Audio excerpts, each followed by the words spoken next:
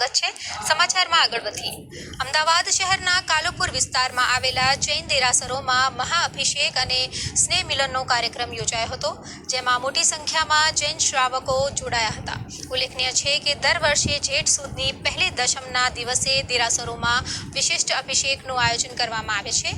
ત્યારે આ પ્રસંગે સુર સમ્રાટ સમુદાયના શ્રમણી અને ભગવંતોએ ઉપસ્થિત રહીને મિશ્રા પ્રદાન કરી હતી।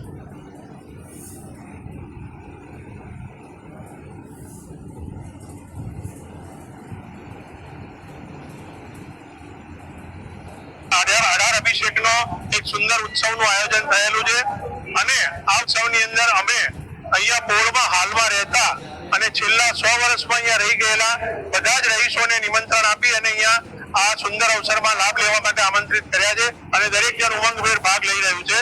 છેલ્લા 3 વર્ષથી આ કાર્યક્રમ ચાલે છે।